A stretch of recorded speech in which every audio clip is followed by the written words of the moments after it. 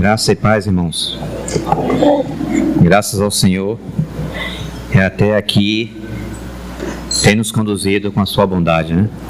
Graças a Ele. Eu estava ali sentado e meu coração estava enchendo naquele versículo lá do Salmos 78. Eu não lembro muito bem o endereço, mas o que ouvimos e aprendemos, o que nos contaram os nossos pais, não encobriremos aos seus filhos.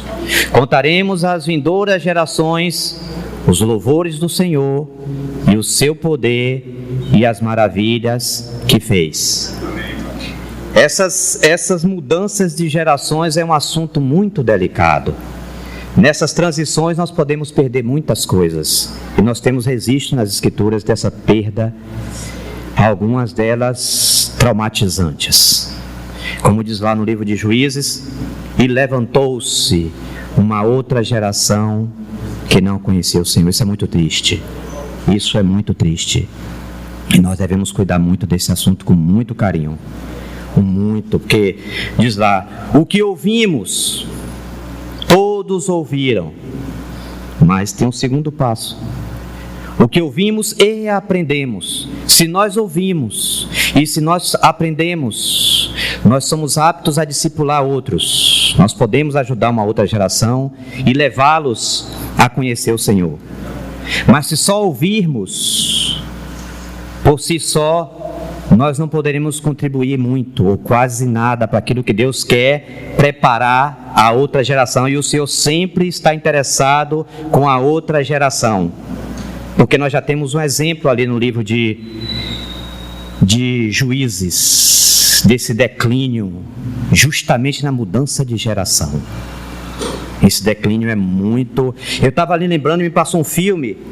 Nós estamos aqui nesse local. Nós chegamos aqui, o local é nosso. Se a gente terminar aqui e fechar a porta e ir embora, tá tudo bem, é nosso. Amanhã a gente vem, arruma, tá tudo bem. Mas a outra geração, a geração passada não foi assim. Me lembro que nós íamos na sexta-feira para o Tenório. Nós arrumávamos, descia cadeira por cadeira do primeiro, e quando não dava para completar, subíamos para o segundo, descendo, cada um descia no máximo com 2 cadeiras, 3, e descia todas, arrumava o salão. Terminava a reunião, desarrumava tudo de novo e levava para sala por sala, arrumava. E nisso Deus treinando toda uma geração. Mas aí vem uma outra geração que agora chega e já tem um local pronto, tudo preparado, tudo maravilhoso. Então a tendência é que essa nova geração fique mais descansada e destreinada. É uma prova muito grande, porque se ela não tomar muito cuidado, ela não vai valorizar a outra geração. E também ela pode não aprender e pegar a tocha com o cuidado que deve e passar adiante. E aí nessa troca, porque se nós formos reparar bem, falamos da nossa situação hoje, aqueles que estavam lá desde o começo, todos, sem exceção, já estão na casa dos 50 e já estão subindo a mais. Outros já chegaram a 60. E daqui a pouco as trocas serão inevitáveis. Daqui a pouco seremos meras lembranças. Mas, e o que o Senhor quer fazer? A outra geração vai desperdiçar aquilo que Deus já derramou, que Deus já preparou? Então todos nós somos responsáveis. Todos os jovens que estão aqui, mais ainda, que estão ouvindo essas palavras, vocês serão responsáveis por isso, assim como a outra geração está aí e está vendo mais as coisas chegando mais para perto. Os sinais da volta do Senhor são mais evidentes e vocês precisam tomar muito cuidado que nenhum pode se perder. Todos são essenciais na edificação e têm responsabilidade, e que se não assumi-la, naquele dia o Senhor vai cobrar dessa outra geração. E esse intercâmbio, ele é muito necessário. Se não houver esse elo, se esse elo da corrente se quebrar, o prejuízo será enorme. Que o Senhor nos ajude nesses dias. O Senhor se compadeça de nós e nos faça pesar isso ao coração. Que nós estejamos interligados, os jovens aprendendo com os mais velhos e os mais velhos com o coração pesado, buscando ao Senhor e clamando para aprender a como contribuir com a nova geração. Porque só ouvir não é o assunto, o que ouvimos, mas o Salmo não para por aí. O que ouvimos e aprendemos, aí é o assunto do discipulado. Se nós não aprendemos, nós não podemos discipular outros, por mais que queiramos, com toda a boa vontade. Mas o assunto da vida não é um assunto da fabricação, é o assunto da própria vida do Senhor fluir através de nós e irradiar e ganhar o coração da nova geração com o exemplo. Que o Senhor nos ajude. Então, nessa manhã, a intenção é que os jovens, teve na primeira parte, os jovens que tiveram lá nesse acampamento que tivemos nesses dias, eles possam usar do tempo aqui para ruminar aquilo que o Senhor falou-lhes ao coração naqueles dias. Então, os avisos estarão já comigo, né, Marcelo? Os avisos estarão comigo. E os jovens, por favor, sintam-se à vontade de compartilhar aquela parte que o Senhor tocou no seu coração e que pode nos trazer edificação e nos abençoar nessa manhã. Então, está aberto aos jovens que estiveram lá compartilhar e ruminar. Meu Deus, eu não queria ser a primeira não, mas tudo bem. Tem que chamar esse povo. É pra vir, viu? Faz favor. Pelo amor de Deus. A gente ganhou muito pra não compartilhar, gente. Não guarda não. Ai. Ainda bem que eu não vim de rímel, né? Porque na sexta-feira que a gente chegou lá... Oi, irmãos, pais. Meu Deus, desculpa. Na sexta-feira que a gente chegou lá, aí os irmãos estavam orando e uma determinada irmã sentiu de chamar os jovens. E isso fez com que fizéssemos um círculo de oração, né? E aí eu fui orar. Aí quando eu saí, tava lá batendo papo.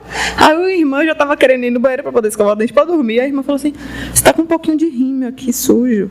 E porque eu orei. Rapaz, quando eu cheguei no banheiro, parecia aquela cena de filme de terror.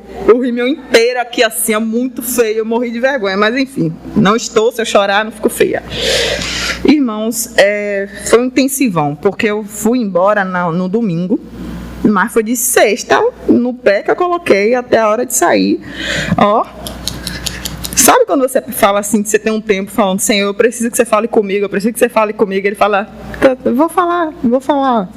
E quando ele fala, não teve uma área da minha vida que não foi tocada em 2 dias e meio. Não teve uma área. O Senhor foi completamente suficiente, muito claro em tudo que Ele falou. Mas eu vou dizer algo que foi a chave. Ai, meu Deus. Irmãos, muitas vezes a gente faz listas do que é ser cristão e o que não é ser cristão. A gente tem checklists de práticas e condutas que devem ser feitas e que não devem ser feitas.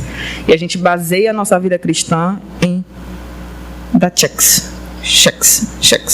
Então, se você tem um dia que você fez aquelas práticas que você acha que são práticas ditas que os cristãos devem, de fato devem fazer, então pronto, crentão. Se não, Senhor, como miserável e tal. E isso vai muito, o Senhor me mostrou que isso vinha muito sobre a visão que eu tinha dele, de quem ele é. Porque é muito mais fácil para a gente olhar ele como um Deus soberano, Senhor. Amém, ele é tudo isso, só que ele também é nosso Pai, que quer um relacionamento.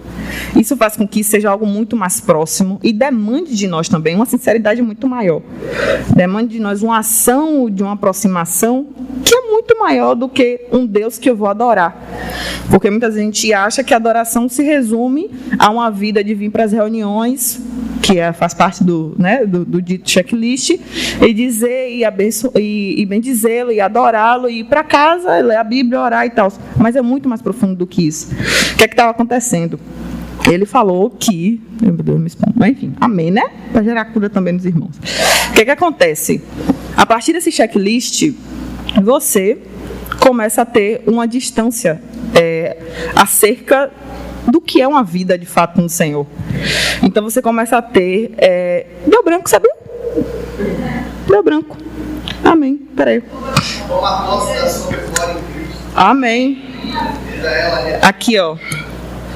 O perfume de Cristo. O irmão Jorginho, no sábado, ele falou sobre relacionamento. Mas ele falou, trouxe essa frase assim, que foi algo muito forte para mim, que é: o perfume de Cristo não pode ser falsificado. Existe no Santo dos Santos, na comunhão mais íntima com Deus. E muitas vezes a gente acaba achando que nós estamos lá. Existe o equilíbrio de Cristo, existe uma vida que a gente deseja ter, existe uma vida que a gente acha que tem e existe a vida que a gente na verdade tem. Então muitas vezes a gente, por conta dessas práticas externas de uma vida religiosa, a gente acha que a gente está lá na frente. Só que o Senhor vai e fala assim: ó, você está aqui. Você não está lá não, você está aqui. Só que enquanto você não reconhece que em vez de você estar lá, você está aqui, não dá para ele trabalhar. Porque ele não trabalha com o ideal que nós criamos acerca de nós mesmos, com imagens que nós temos, expectativas de algo que espero que cheguemos lá. Mas enquanto nós não estamos, nós estamos aqui. E a gente precisa trabalhar do aqui. Então, se você não aceita que você está aqui em vez de estar lá, não tem como ele trabalhar, porque ele não vai trabalhar com miragens e ideais e criações na nossa mente. Ele vai trabalhar com a Esté fraca, a Esté toda pela misericórdia, a criancinha que quer ser jovem, que quer ser pai, mas que não é. Precisa trabalhar enquanto criancinha, para que as realidades da vida da criança sejam amadurecidas, sejam tratadas e trabalhadas, para que assim ela vá galgando aos poucos, porque é um processo. Não adianta você chegar hoje e querer ter a experiência de irmãos que estão 30 anos no Evangelho. Você pode ser um irmão espiritual, mas a maturidade ela demanda experiência com o tempo. A gente precisa esperar essas coisas e ter paciência com o nosso processo diante do Senhor. Então, foi assim, né? Foi isso aí, o central que veio a partir de tudo. E ali sentada, eu não queria só ficar falando, né? Eu falei: Senhor, me dá alguma palavra. E eu me lembrei do termo abapai, porque é justamente na questão do relacionamento com Deus. Porque quando você fala pai, dá um... né? Vocês entenderam? E me veio assim, Gálatas 4:4. Mas, quando chegou o tempo certo, Deus enviou seu filho, nascido de uma mulher e sob a lei. Assim o fez para resgatar a nós que estávamos sob a lei. Ele veio sob a lei para nos resgatar, que também estávamos sob a lei, a fim de nos adotar como seus filhos, ou seja, nos tornar nosso Pai. E porque nós somos seus filhos, Deus enviou ao nosso coração o Espírito de seu Filho, e por meio dele clamamos: Abba, Pai. Agora você já não é mais escravo, mas filho. E uma vez filho, Deus o tornou herdeiro dele. Então, amém, irmãos. Por favor, podem vir.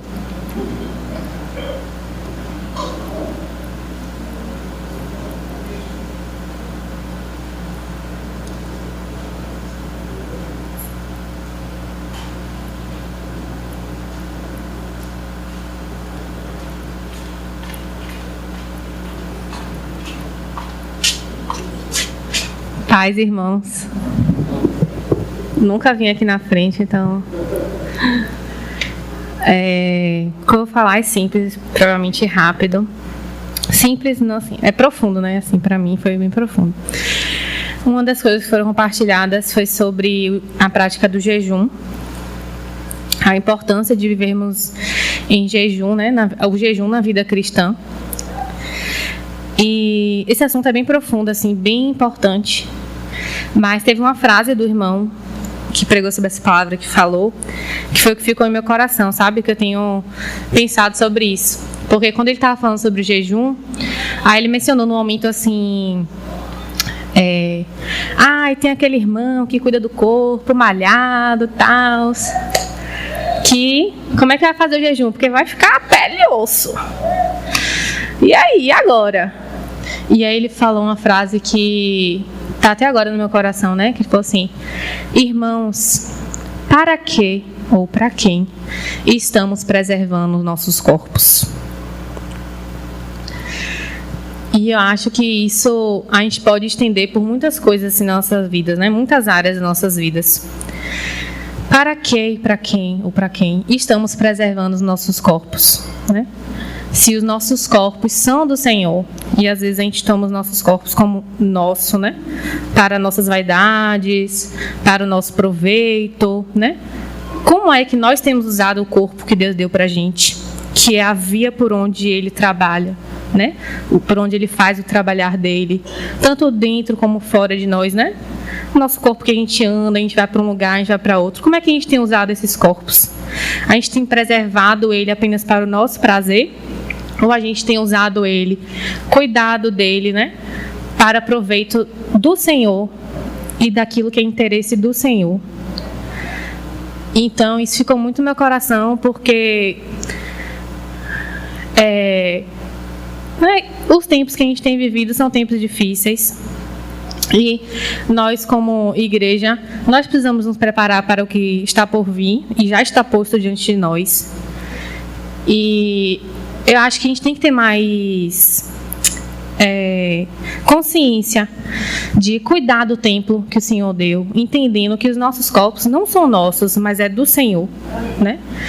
Então, que a gente não tenha, assim, posse do nosso corpo para que seja proveito nosso, mas que seja realmente para proveito do Senhor.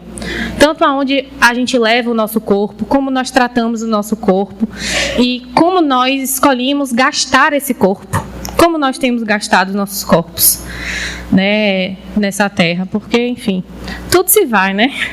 Esse corpo aqui se vai, a beleza vai, ou até não, você pode morrer antes. Então, que proveito tem correr atrás de coisas que são vãs, né? Ou que não tem fruto, né, de vida eterna. Então, isso ficou muito no meu coração. Para que nós temos preservado os nossos corpos? Amém.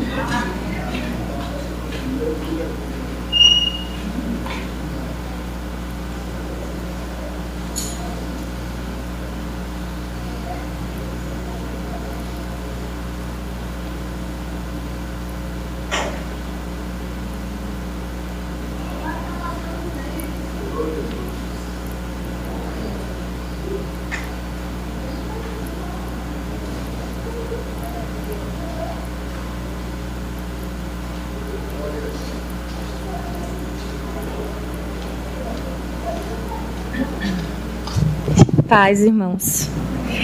Oi.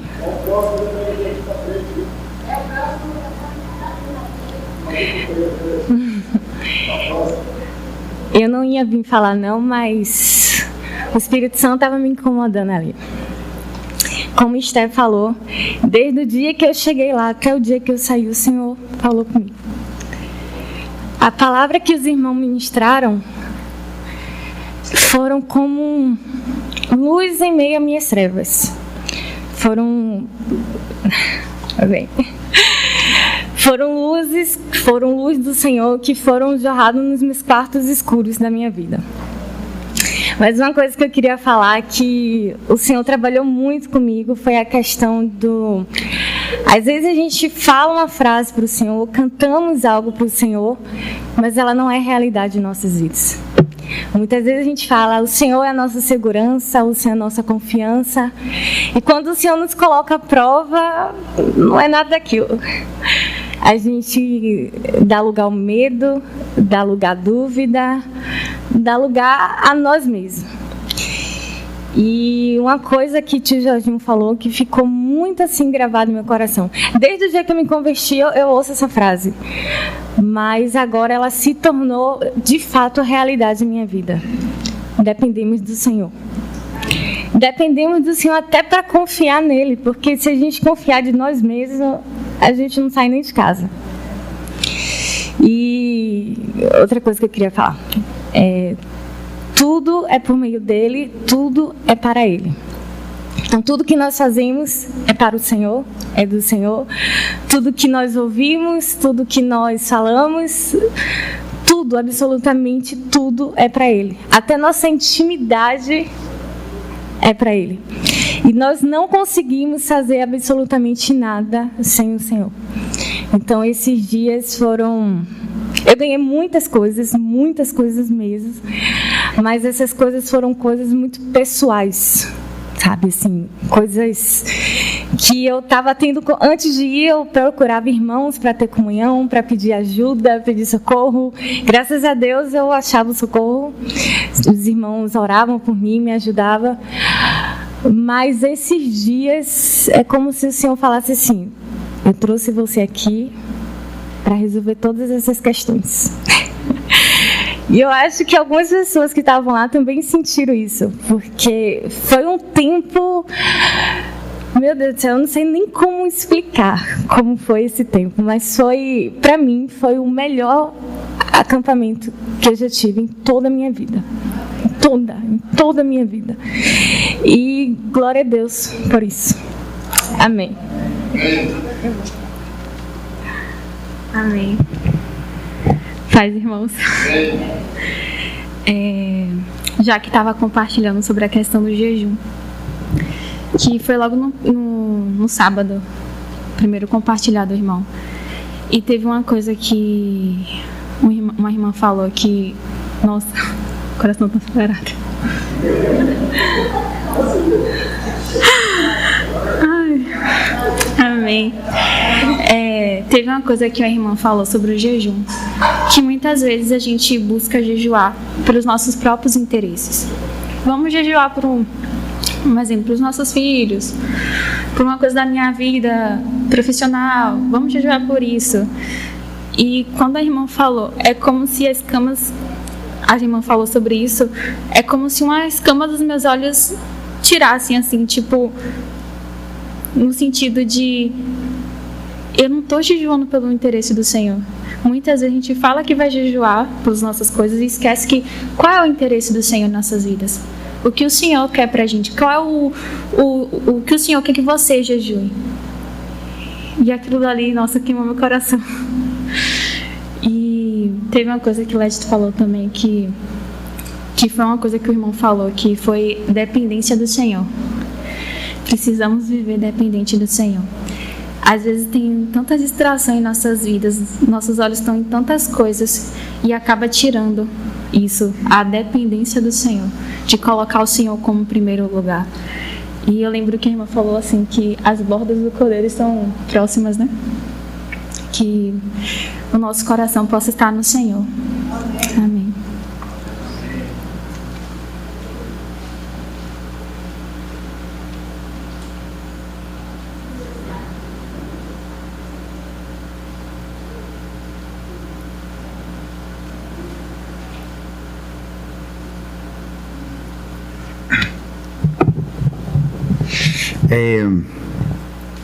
Esses dias foram de fato muito ricos, eu concordo com as irmãs. Mas eu aprendi nesse acampamento, que o Senhor Jesus Cristo, Ele está no nosso meio. Mesmo que nós não tenhamos por certo em nosso coração esse assunto, o Senhor, Ele está no nosso meio, o Senhor está nos observando. Às vezes Ele nos aprova e outras vezes Ele nos reprova. Jorge compartilhou lá sobre uma questão chamada defraudação, né?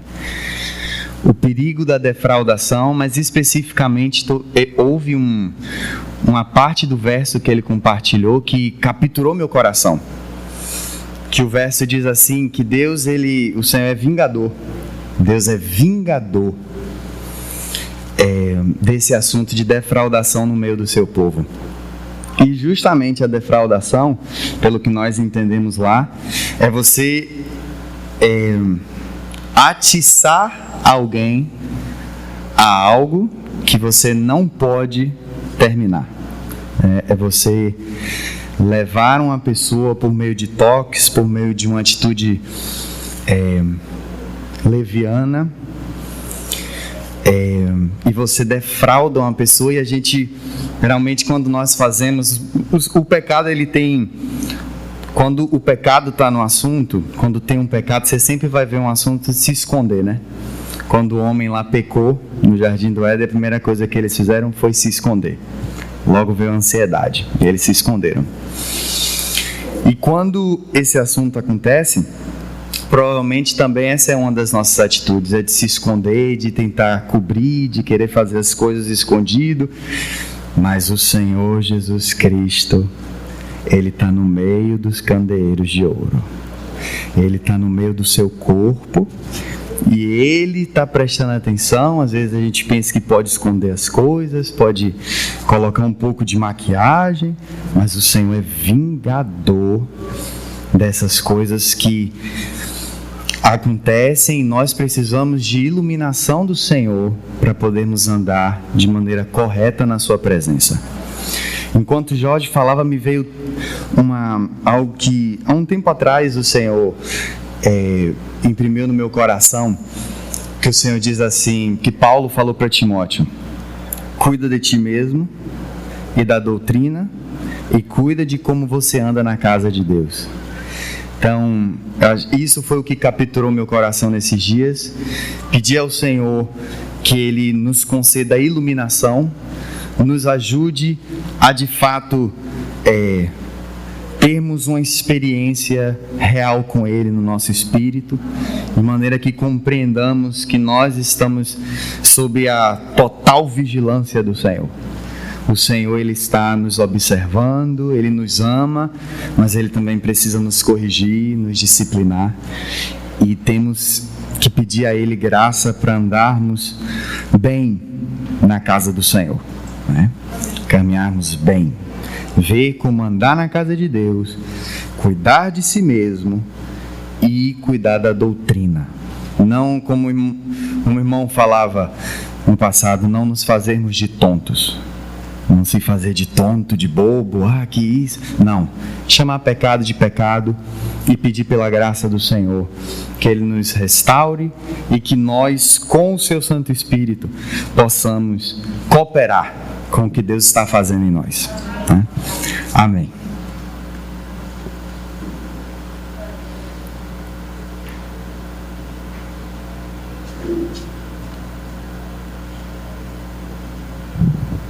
Paz, irmãos. Não tem quem se acostume a chegar aqui na frente, não.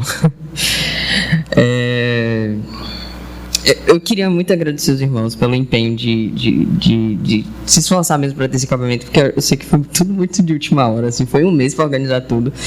E de fato, irmãos, foi bênção do Senhor e graça do Senhor mesmo, ver como o Senhor aqueceu os corações. Eu acho que cada jovem ali teve uma experiência real e assertiva com o Senhor, e foi realmente muito bom. E a parte que eu quero falar também é rápida, mas eu queria falar que um dos irmãos lá falou sobre 1 João, e 1 João, os irmãos sabem que fala sobre, João vai lá e fala sobre para os filhinhos, para os jovens e para os adultos. E o Senhor tem falado até hoje de manhã comigo sobre vários assuntos, inclusive sobre esse. Então o acampamento não acabou para mim, não. O Senhor continua falando. E aí, vou ler aqui rapidinho 1 João 1:8. Se dissermos que não temos pecado, enganamo-nos a nós mesmos e a verdade não está em nós. Se confessarmos os nossos pecados, Ele é fiel e justo para nos perdoar os pecados e nos purificar de toda injustiça. Se dissermos que não pecamos, fazemos-lo um mentiroso e essa palavra não está em nós. Meus filhinhos, estas coisas vos escrevo para que não pequeis, e se algum homem pecar, temos um advogado com o Pai, Jesus Cristo o justo. E aí Tio Décio trouxe que meus filhinhos aqui é meio que como se você estivesse falando criancinhas, né? E eu tenho visto a importância de nós reconhecermos onde estamos, na realidade que estamos, que o Senhor está nos dando e onde queremos chegar. Se somos criancinhas, que nós reconheçamos que nós somos criancinhas e que não é pra gente ficar aqui. Eu já achei que eu era jovem, olha, uma vez. O Senhor me pegou e eu vi que eu sou um bebezinho. E aí, eu faço esse paralelo com um bebê, né? Tipo assim, você não vai reclamar com a criança porque ela tá ali aprendendo a andar e ela tá caindo o tempo todo. Como diz aqui, se a gente disser que a gente não tem pecado, a gente tá se enganando. Mas um bebê, ele tá ali, ele tá caindo, ele tá levantando, a gente não vai reclamar porque ele tá caindo. A gente não vai, tá corrigindo o bebê porque ele tá caindo. mas a gente vai corrigir se ele botar o dedo na tomada. Então, o que eu tirei aqui também é que a gente tenha paciência conosco mesmo, mas que os irmãos mais avançados também tenham paciência com as crianças. Porque, sabe, cobrar da criancinha aquilo que você tá... Cobrar a criança como se ela fosse jovem. É isso que eu queria trazer. E... era isso mesmo. E eu queria ouvir Samuel. Cadê Samuel? Viu?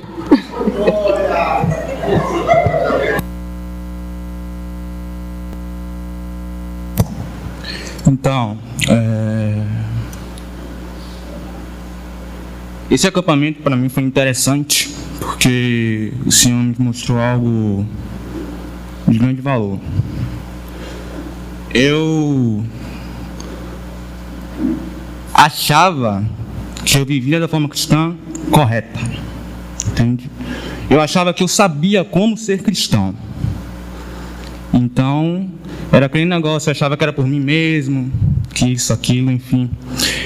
Mas, no início desse acampamento, o Senhor me mostrou algo. Sabe quando Ele mostra mesmo com dureza? E Ele me mostrou o seguinte, que eu não sei o mínimo do peso do que é ser cristão. Ele me mostrou que eu não sei o que é caminhar com Ele. E eu fiquei, caramba, é verdade. E que por conta desse não saber, desse meu achismo de achar que eu sei fazer tudo sozinho, que eu nasci e caminhei com os irmãos todos esses anos e que eu sabia o suceder das coisas, era por conta desse achismo meu que eu estava falhando em muitas áreas na minha vida. E o Senhor me falou exatamente dessa forma. Mas logo em seguida do Senhor me mostrar isso, Ele me mostrou, olha, você não sabe, mas se você quiser, eu te dou a mão e a gente trilha junto o caminho da vida, que em Cristo a gente tem o caminho da vida. E assim como as outras meninas falaram, né, é essencial a gente saber onde a gente está, sem maquiagem, sem coisa Y nem coisa X. É essencial a gente saber que a gente está vivendo um processo em Cristo, entendeu? Claro, a gente vai cair, a gente vai errar, mas é essencial que a gente saiba que naquele momento que o Senhor chegou para mim e falou, ó, eu estou segurando sua mão, é que eu vou cair. A gente tem que ter convicção que a gente vai cair. Mas graças a Deus e por sua misericórdia, a gente não vai ficar no chão, entendeu?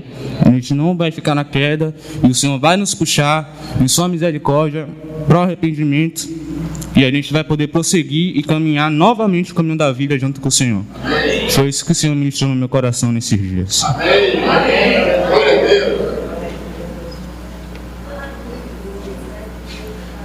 Graças a Deus, irmãos. Meu nome é Vitor e eu vou falar o que eu senti do Senhor nesse acampamento. Perdoe-me porque eu estou muito nervoso, então perdoe-me se eu gaguejar ou a voz parecer trêmula. Vamos lá. Eu vou dizer um pouco sobre mim antes desse acampamento. Eu passei acho que 2 anos afastado. Eu poderia culpar a pandemia, mas na verdade eu me afastei um pouco antes da pandemia começar. E por conta da pandemia eu realmente não vim. E aí, antes desse acampamento, eu estava afastado. E aí surgiu esse acampamento, eu fui. E nesse acampamento eu recebi uma palavra do Senhor através dos irmãos, principalmente através da irmã Lia, que acho que ela disse uma palavra que me tocou bastante. Não brinque com o Senhor, pois Ele não está brincando com você. E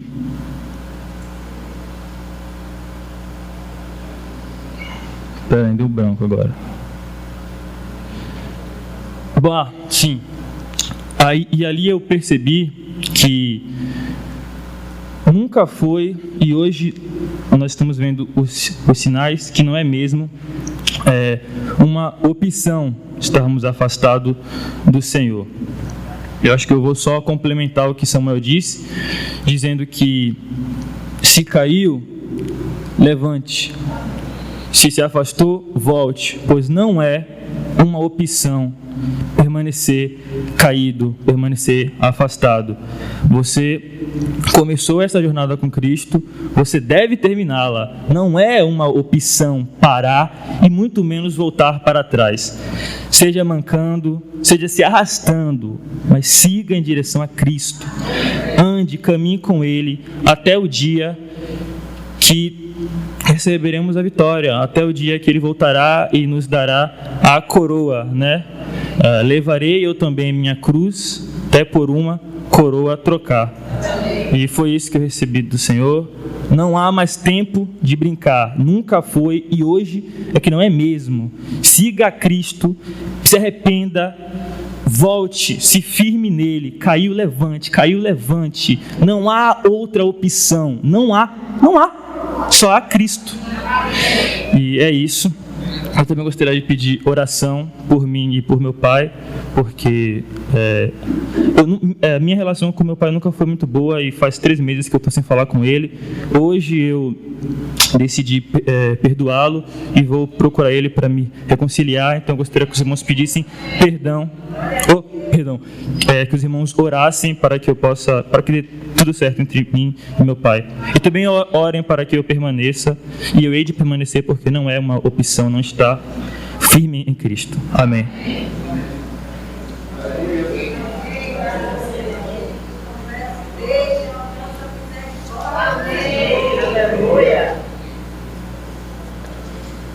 Paz, irmãos.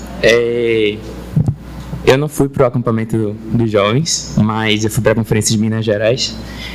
E se os irmãos permitirem, para eu poder compartilhar um pouco, pelo menos um dia que foi muito importante lá, que eu recebi a passagem do irmão Juvenal, acho que o nome dele é Juvenal. Ele estava falando sobre a história da mulher enferma, a cura da mulher enferma, e logo em seguida ele falou da ressurreição da filha de Jairo. E Marcos 5, 35 ao 42, ele aborda assim um mais um da cura da filha de Jairo.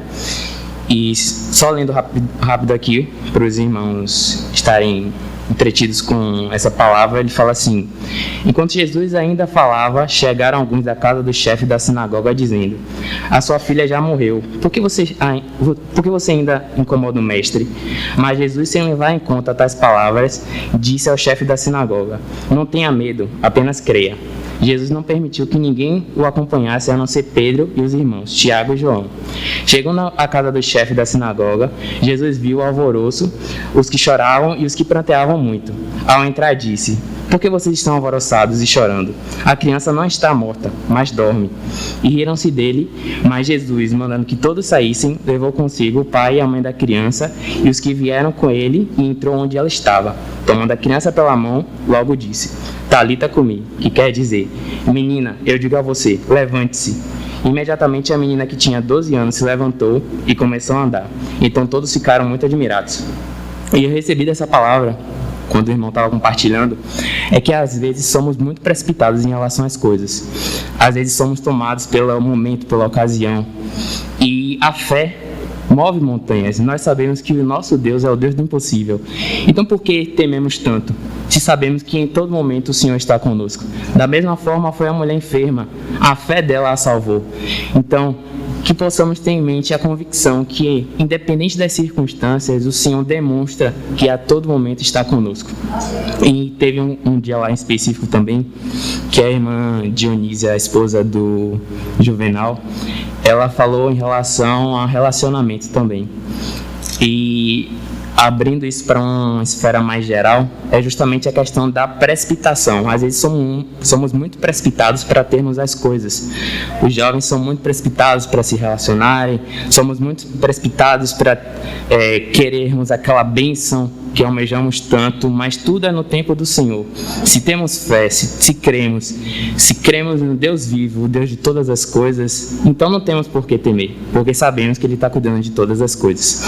E é isso que eu deixo para os irmãos: tenham fé e confiem no Senhor, porque Ele é o Deus do impossível. Amém.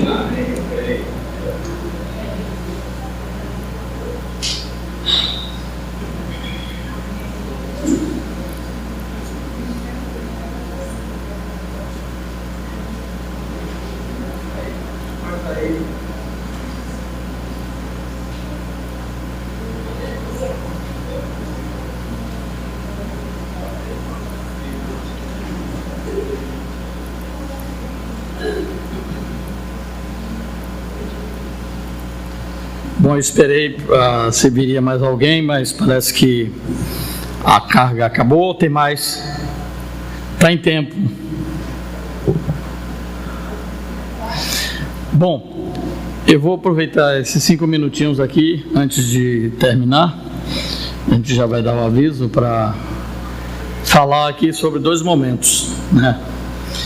Eu também estava acompanhando a conferência em Contagem e o Daniel, né, falou sobre a irmã que é esposa do Juvenal, o irmão lá de Curitiba, Jorginho conhece, né? Tivemos na casa dele no ano de 94 e tivemos uma boa comunhão lá. E agora eu vi, já está velhinho o Juvenal, né? A esposa dele tem 70 anos, né, Ana?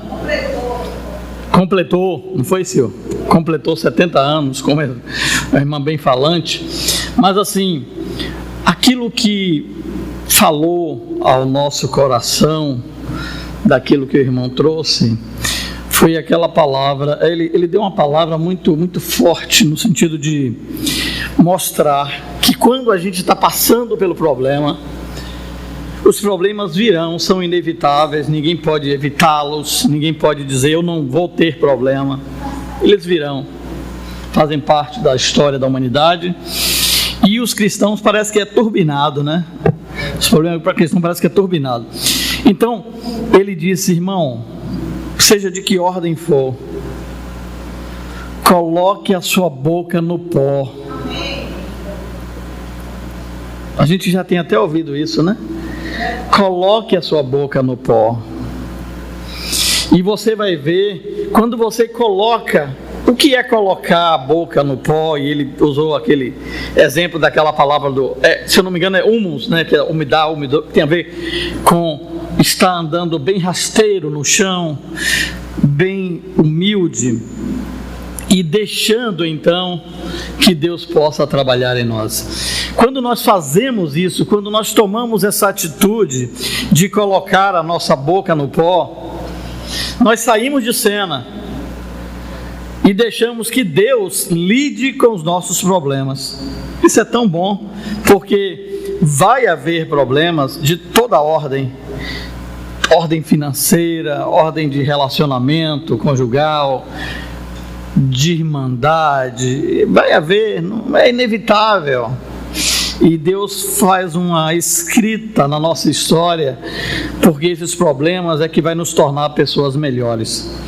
Então o posicionamento deve ser, eu quero me curvar aqui, Senhor. Eu quero me curvar e deixar que o Senhor trabalhe e me torne quem o Senhor quer que eu seja através dessa circunstância. E sobre o acampamento de jovens, né? A gente assim dá graças a Deus pelo que o Senhor faz, e é tão maravilhoso que Deus é sempre assim, né, irmão?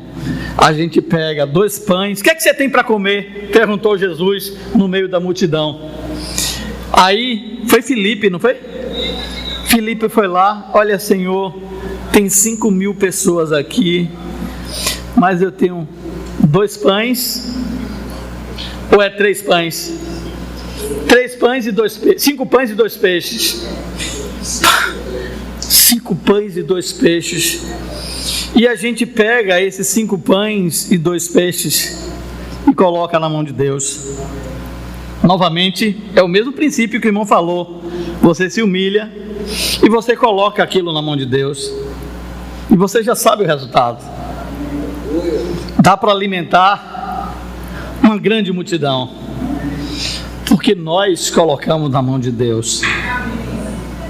Quando nós fazemos isso, ainda que hajam objeções, e sempre vão haver, pois a obra de Deus, ela vai encontrar oposição, objeção, ela vai encontrar obstáculo, ela vai encontrar Sambalá, Tobias, quem é o outro?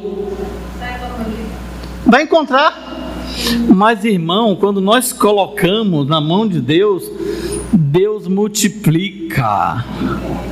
E o que a gente vê aí no encontro dos meninos, eu só fico aqui na torcida, né? Orando todo dia para que Deus guardasse aquele lugar. A nossa oração era que Deus colocasse um muro de fogo.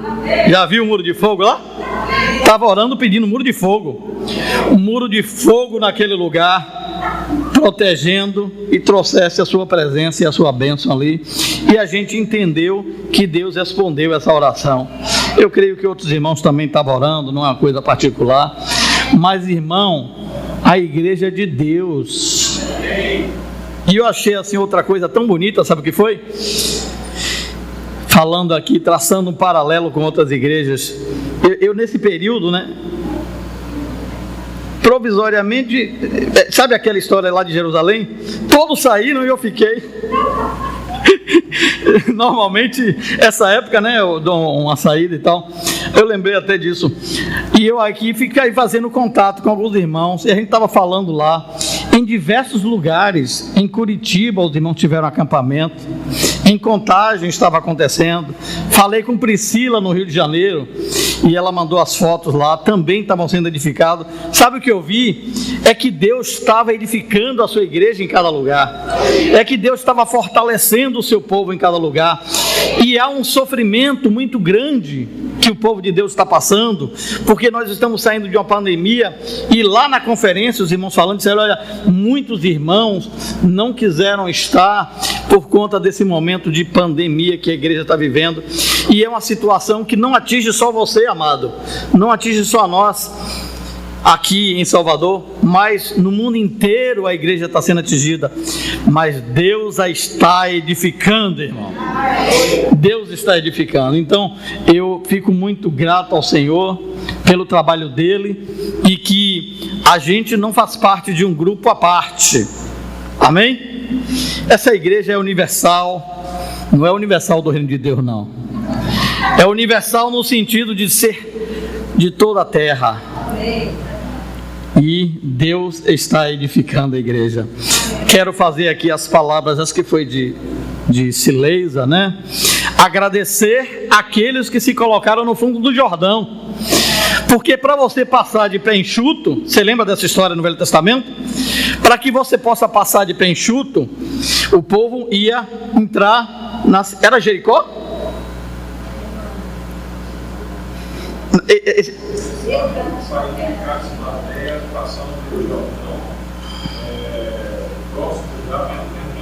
Isso, então, para entrar lá em Canaã, tinha que alguns homens, você lembra da história? Entrar no ribeiro, né? E a água ficava, olha, devia ser um negócio, tem que ser corajoso. Então, para você, jovem, e eu queria aproveitar, eu fico pegando as pontas aqui, aí fico querendo falar bastante. O que Jorginho falou aqui é outro encorajamento. Jorginho, quando a gente carregava aquelas cadeiras, Deus nos ensinou algo maravilhoso. Mas não quer dizer que não tenha serviço para os jovens hoje, não. Tem muito serviço. A obra continua, companheiro. Continua. Tem muito serviço, não falta. Você pode não ter hoje local propriamente para carregar a cadeira para descer, mas não falta serviço. Então, para que os irmãos vocês pudessem passar de pé enxuto, alguns aqui tiveram que ficar lá no fundo do Jordão, né? Isso é um princípio que a gente tem que aprender. Para que o outro fosse lá comer, alguém teve que preparar a comida. Para que você pudesse desfrutar da palavra, alguém teve que... Eu lembro que Décio chegou para a gente na reunião de serviço e disse assim: irmão, nós vamos precisar da geladeira, do não sei o que. Eu disse, vai levar tudo, mas pode levar que é para usar mesmo. Pode levar que é para usar. Então quer dizer, alguém teve que pagar o preço. E graças a Deus, porque o Senhor tem esse grupo que paga o preço. Ficar no fundo do Jordão para que você possa comer aquela comidinha gostosa.